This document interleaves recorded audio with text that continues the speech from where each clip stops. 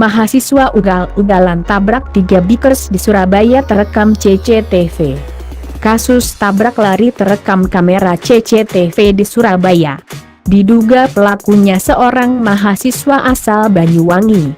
Sedikitnya 3 pengendara sepeda motor menjadi korbannya. Insiden tabrak lari ini terekam kamera CCTV SITS Dinas Perhubungan Kota Surabaya. Awalnya mobil Honda CR-V Nopol P1995ZY melaju dari Jalan Dharma menuju Monumen Polisi Istimewa. Tepat di depan monumen tersebut, mobil warna putih ini menabrak biker di depannya.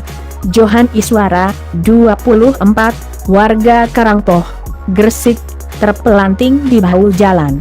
Korban mengalami retak di kaki. Bukannya berhenti, pengemudi mobil justru tancap gas ke Jalan Dinoyo. Di jalan ini, pelaku menabrak sepeda motor yang ditunggangi Rudolf dan Helga dari arah yang sama. 2 kali menabrak biker, tak membuat pelaku berhenti.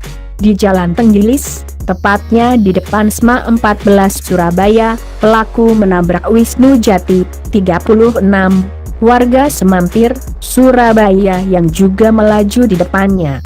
Kanit Laka Satlantas Polrestabes Surabaya AKP Bayu Halim mengatakan, pelaku tabrak lari ini sudah diidentifikasi. Pelaku berinisial DM, 23, mahasiswa asal Banyuwangi. Pengemudinya sudah kami amankan beserta mobilnya. Pengendara yang ditabrak pelaku sudah dirawat di rumah sakit, katanya kepada Detikcom, Minggu, 1 April 2018. Bayu memastikan tidak ada korban jiwa dalam insiden tabrak lari ini. Saat ini pihaknya mendalami pemicu pelaku melakukan tabrak lari. Saat ini kami masih melakukan pendalaman dan penyelidikan pada pengemudi tersebut, tandasnya.